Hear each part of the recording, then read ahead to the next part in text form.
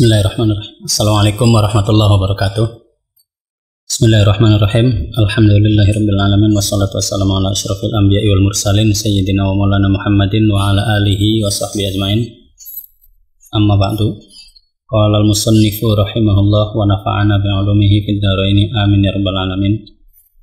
Faslun surutul wudu'i asyaratun. Faslun utawi iki iku fasal suwiji. Surutul wudu'i utawi piro-piro syarate wudu iku asyaratun 10.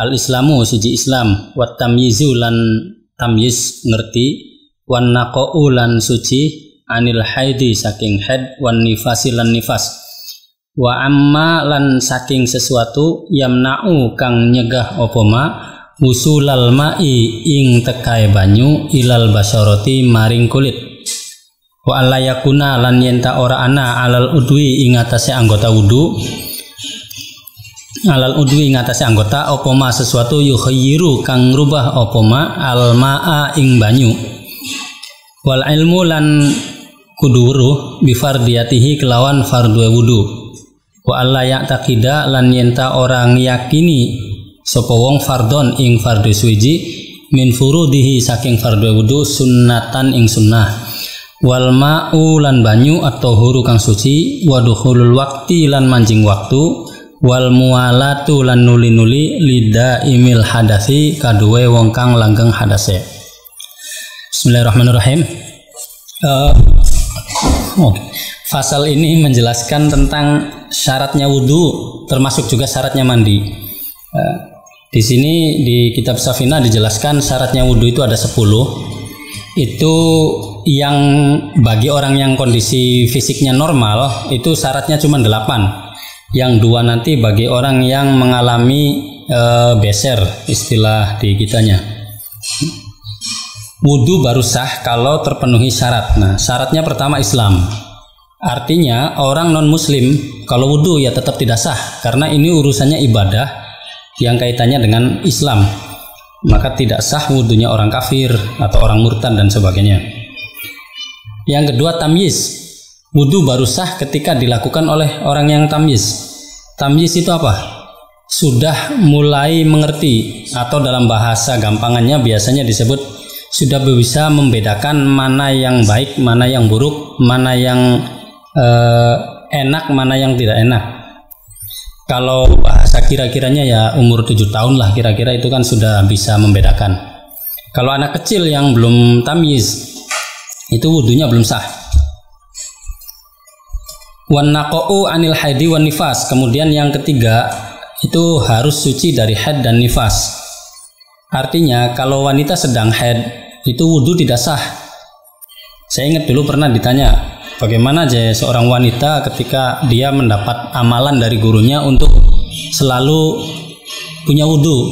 Nah kalau sedang haid bagaimana ya? Tidak sah. Ya namanya tidak sah ya tidak punya wudu tetap. Jadi wan naqa'u anil haid wan nifas, dan ketika suci dari nifas. Artinya kalau sedang haid dan sedang nifas itu ya tidak sah wudunya. Percuma, tidak masuk kategori wudu. Wa amma yamna'u wusulal ma'i ilal basyarati. Nah, ini yang penting harus difahami adalah wudu itu tidak boleh pada anggota wudu atau ketika mandi tidak boleh pada anggota badan yang akan kita siram, seluruh anggota badan ketika mandi tentunya. Tidak boleh ada sesuatu yang mencegah air nempel ke badan, ke anggota wudu. Contoh, nasi, biasa kita bekas nasi, kemudian kita injak, nah di kaki sampai nempel gitu kan, kita wudu tidak digosok-gosok, ternyata nasinya masih ada, kemungkinan besar itu air nggak tembus, nah itu tidak sah.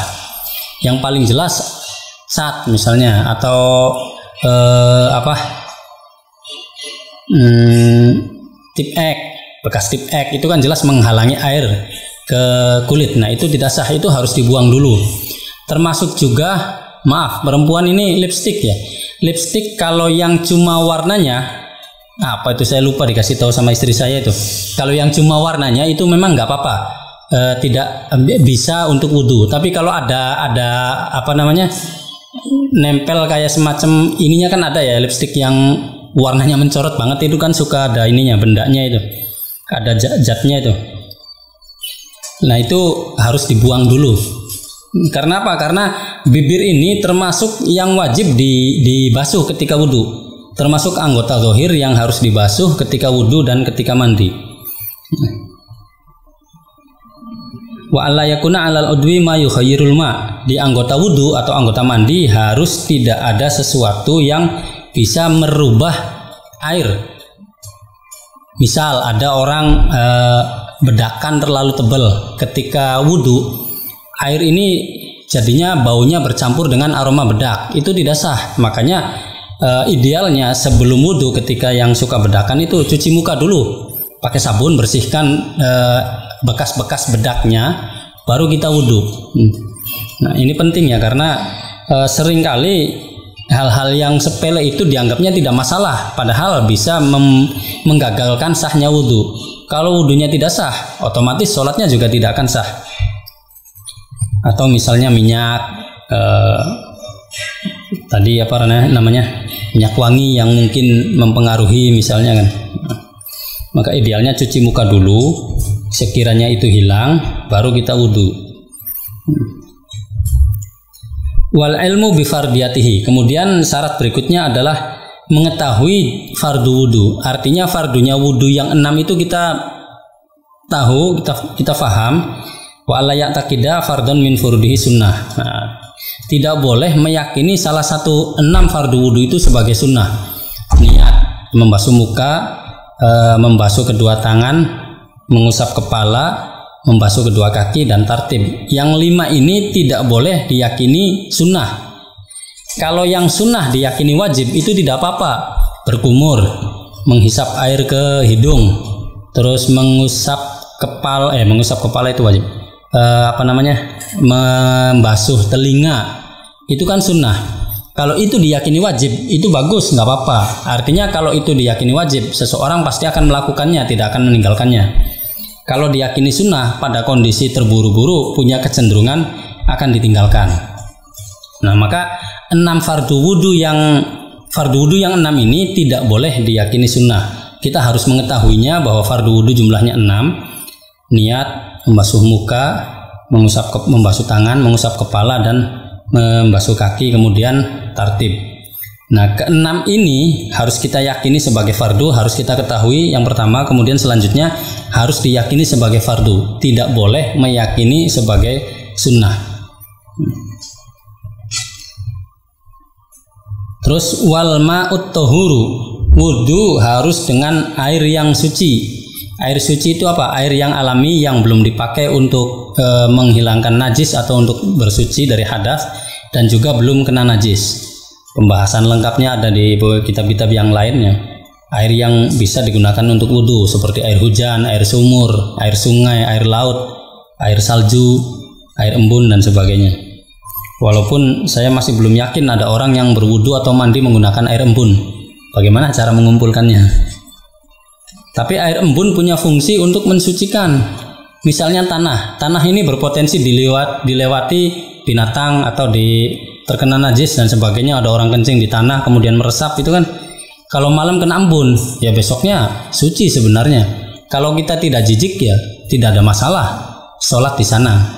Tapi kan secara kesehatan kan kotor.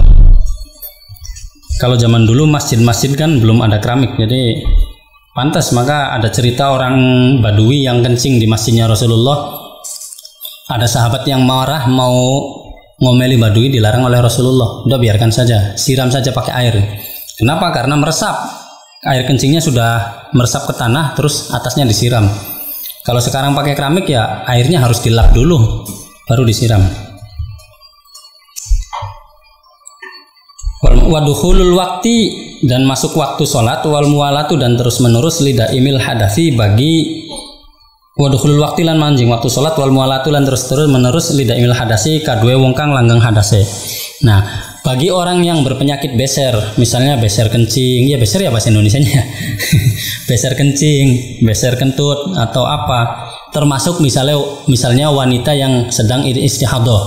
Ini penting. Biasanya hampir orang yang mengkonsumsi pil kontrasepsi atau ikut program KB itu akan mengalami siklus haid yang sedikit berubah. Kadang berbulan-bulan tidak haid dan sebagainya. Itu kan masuknya kategori taimul hadas atau beser. Nah itu dia syarat wudhunya kalau sudah masuk waktu sholat. Nggak bisa kalau sekarang misalnya jam 11:30 kita wudhu, terus kita rebahan atau nunggu adzan, nunggu apa. Kita harus langsung wudhu ketika kita beser, kentut terus nggak berhenti-berhenti atau kencing terus apa. Nah wudhunya nanti kalau habis masuk waktu sholat, kemudian wal mualatu dan terus menerus, artinya setelah wudhu tidak boleh nyantai dulu, harus langsung sholat.